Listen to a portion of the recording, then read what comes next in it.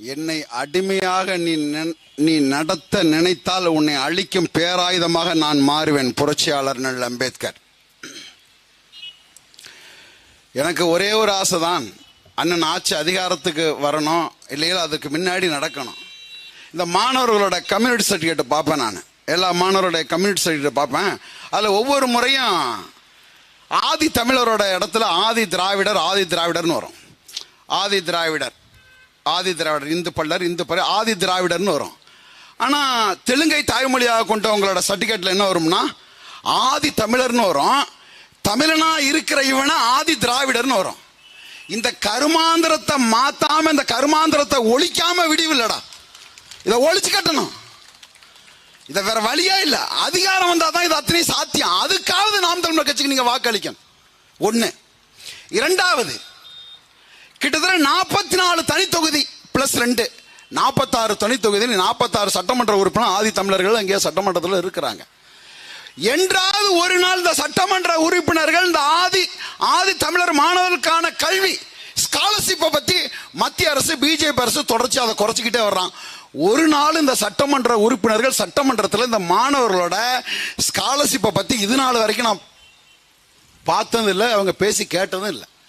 அந்த நிலையை மாற்றணும். இதை தாண்டி மூணாவது எனக்கு ரொம்ப இது என்னன்னா, இப்போ இந்த 44 தொகுதி ரிசர்வ் ஏரியா, ரிசர்வ் பட்டியல் சமூகம் மட்டுமே நிற்கக்கூடிய ஒரு தொகுதி. அதில் தொடர்ச்சியாக பெரம்பலூரில் திமுகவில் இருந்து ஆகச்சிறந்த ஒரே ஒரு அறிவாளி எங்கன்னா ராசா மட்டும்தான். அப்போ ராசாவை நீங்கள் தொடர்ச்சியாக அந்த பெரம்பலூர் தொகுதியிலே நிறுத்தியிருந்தீங்க, மகிழ்ச்சி. அந்த பெரம்பலூர் தொகுதி என்னைக்கு பொது தொகுதியாக மாறுதோ, இந்த திருட்டு திராவிடம், இந்த சமூக நீதி பேசின இந்த வெண்ணெய், இந்த ஈர வெங்காயம் ஆராசாவை கொண்டு போய் திருப்பி பட்டியல் தொகுதியா இருக்கிற நீலகிரிக்கு மாத்துறான். நீ சமூக நீதி பேசுற? இது என்ன பெரியாருமன்? இது என்ன அண்ணாமன்? இது என்ன கருணாநிதிமன்? நீ சரியான ஆளு. அண்ணா ஆராசாவை பெரம்பலூர் தொகுதியில நிறுத்தி இருந்தா நீ சரியான சமூக நீதி பேசின ஆள்றா.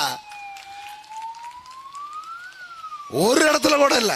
எதை விடுங்க, இங்கிட்ட எங்க அண்ணன் திருமாவளவன் இருக்கிறார், உங்களுக்கு நல்லா தெரியும். ஒரு பழமொழி இருக்கு, பஸ் போகாத இடத்துலயும் பறையர் சமுதாயம் இருக்குன்னு சொல்லுவான். அவ்வளோ பெரிய அடர்த்தியா வாழக்கூடிய தமிழ் சமூகத்தின் பெருஞ்சமூகம் அது. என்ன பண்றான், 2 சீட்டு 40 இடத்துல 2 சீட்டு கொடுக்கறான் திமுக. யாரு? சமூக நீதி பேசின திமுக. இந்த வெட்டி, இந்த வெங்காயம், இந்த ஈனம் என்ன பேசுறாரு? பெரியாருமன் நாங்க தான் இது திராவிட போட்ட பிச்சைன்னு சொல்ற இவனுங்க என்ன பண்றான்? சிதம்பரங்கிற தனி தொகுதி, விழுப்புரங்கிற தனி தொகுதி 2 தொகுதியில கொடுத்திருக்கான். நீ சரியான ஆளு. நீ கருணாநிதி மகன். நீ பெரியார் வழியில் வந்த நீ. ஐயா ஸ்டாலின் அவர்களே, நீங்க எங்க கொடுத்திருக்கணும்? திருமாவுக்கு தஞ்சாவூர்ல கொடுத்திருக்கணும், திருச்சியில கொடுத்திருக்கணும். திருப்பி கொண்டு போய் பட்டியல் இடத்துல நீ கொடுக்கிறனா?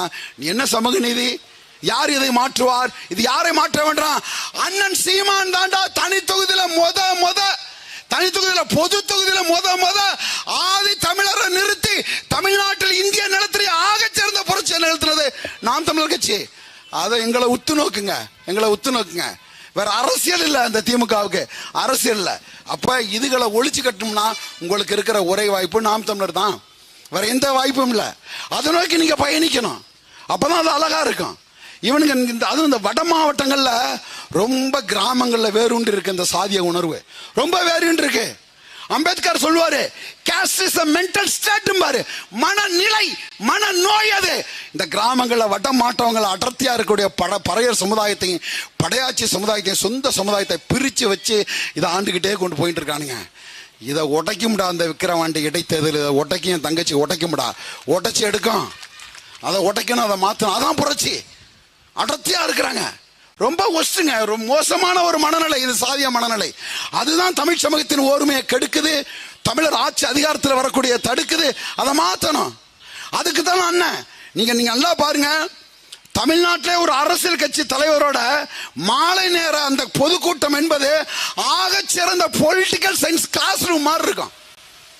இவ்வளவு அழகா வகுப்படுத்தக்கூடிய ஒரு தலைவரை நான் என் வாழ்நாளில் பார்க்கல, வரலாற்றிலும் நான் பார்க்கவில்லை. உங்களுக்கு இருக்கிற வாய்ப்பு, அண்ணன் சீமான் கையை பிடித்து கொண்டு நாம் தமிழர் கட்சி ஆட்சி அதிகாரத்தில் அமர்த்த வேண்டாம். அதற்கு முன்னோட்டமாக விக்கிரவாண்டிற்கு ஒரு வரலாற்று சிறப்பு மிக ஒரு நிகழ்வை இங்கே நடத்தணும். அது விக்கிரவாண்டியில் இருந்து அதை தொடரட்டும். என் தங்கை அபிநயா படித்த மருத்துவர், இளைய பிள்ளை, நோக்கம் கொண்டு வந்திருக்கிறார். அவங்க என்ன பண்றாங்க, இதுக்கு முன்னாடி பாட்டாளி மக்கள் கட்சி அண்ணன் அன்புமணியை பார்க்கறாங்க, அண்ணன் திருமாவளவனை பார்க்கறாங்க, திமுகவை பார்க்கறாங்க, அண்ணா திமுகவை பார்க்கறாங்க, இந்த மண்ணுக்கே தேவையில்லாத ஆணியா இருக்கிற ஜேபியையும் பார்க்கறாங்க, காங்கிரஸையும் பார்க்கறாங்க. எல்லாத்தையும் பார்த்துட்டு அந்த இளைய புள்ள படிக்கிறப்ப யூஜி படிக்கக்குள்ள பார்த்துட்டு பிஜி படிக்கக்குள்ள பார்த்துட்டு அவங்களே அண்ணனுக்கு கடிதம் எழுதி, நான் பயணிக்க வேண்டிய ஒரு பயிலரங்கம், ஒரு கட்சி நாம் தமிழர் கட்சி தான். தன்னை இணைத்துக் கொண்ட ஒரு பெண்மணி அது. உழைப்பதற்காக, மக்கள் நல்வாழ்வுக்காக, மக்கள் சேவைக்காக இந்த கட்சியில் பயணித்தார் அவர். அதுக்கு தான் அண்ணா அவங்களை இங்கே வேட்பாளர் ஆக்கியிருக்காங்க. என் அன்பான உறவுகளே, இந்த இருக்கக்கூடிய இந்த மைக் ஒளிவாங்க சின்னத்தில் ஒரே ஒரு வாக்கை செலுத்தி ஆகச்சிறந்த புரட்சியை உருவாக்க வேண்டும் என்று கூறி விடைபெறுகிறேன். நன்றி, வணக்கம். நாம் தமிழர்.